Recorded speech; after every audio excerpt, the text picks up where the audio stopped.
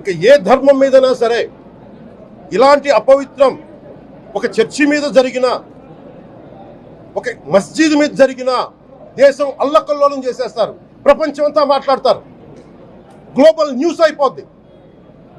కానీ దేశంలో కోట్లాది మంది హిందువులు అపవిత్రమైతే, ఈ ప్రసాదం అపవిత్రమైతే ఒక్కరు కూడా మాట్లాడకూడదు, ఇది సెక్యులర్ వ్యవస్థకు విఘాతం అంటే హిందువులకి మనోభావాలు ఉండవా?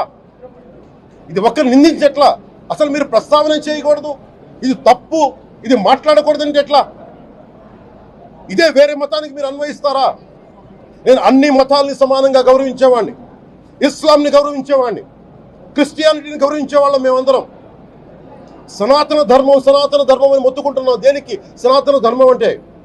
సనాతన ధర్మానికి ఒకరు ప్రారంభించింది కాదు, ఇది ఒక వ్యక్తి ఒక కూర్చోబెట్టి ఒకరు స్టార్ట్ చేసింది కాదు. ఇది కొన్ని వేలాది సంవత్సరాలుగా అన్ని మతాలని, అన్ని విశ్వాసాలని అలింగనం చేసుకున్న నేల ఇది.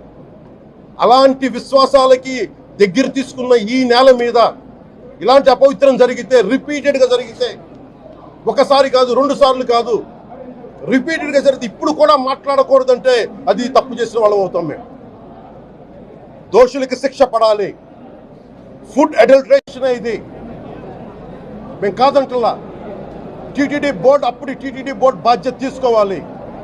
పొలిటికల్గా వచ్చి అలంకారప్రాయంగా ఒక్కొక్కళ్ళు వచ్చేసి దర్శనాలకి టికెట్లు ఇవ్వడానికి మీరు బోర్డు మెంబర్స్ అవ్వలేదు. మీరు ఎవరు చైర్మన్ కానీ ఈవో కానీ, మీరు అక్కడ ధర్మాన్ని పరిరక్షించాలి. మీరు అక్కడ మీ ఇష్టాలకి మీరు కూర్చోబెట్టి మీ ఇష్టాలకి కాంట్రాక్ట్లు ఇచ్చుకోవడానికి మీరు టీటీడీ బోర్డుకి మీరు వెళ్ళలేదు. మీరందరూ, మీ అందరికీ బాధ్యత ఉంది.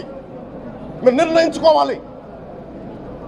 ఎవరికి కోపాలు రావు, ఎవరికి వేదన రాదు, ఎవరికి బాధలు రావుంటే కుదరదు. వస్తాయి బాధలు, వేదన ఉంది, మాట్లాడతాం. మర్చిపోకండి ఎవరు. గత ముఖ్యమంత్రి గారు కూడా నేను చేస్తా ఉన్నాను, జగన్మోహన్ రెడ్డి గారికి కూడా. ఇదే చర్చికి జరిగితే మీరు ఊరుకుంటారా? ఒక మసీదుకి జరిగితే ఊరుకుంటారా? ఒక తిరుమలకు జరిగినప్పుడు ఎందుకు వెనకేసుకొస్తారు? రాకండి. ఏ మతం మీద దాడి జరిగినా సంపూర్ణంగా నాతో సహా మేము ఖండిస్తాం, బయటకు వస్తాం. ఇస్లాం మీద దాడి జరిగితే మేము మాట్లాడతాం, క్రిస్టియానిటీ మీద దాడి జరిగితే మేము మాట్లాడతాం. హిందూ ధర్మం మీద, సనాతన ధర్మం మీద దాడి జరిగితే కూడా నేను మాట్లాడతాను. ఇది మొదటిసారి కాదు, మేమందరం మాట్లాడతాం.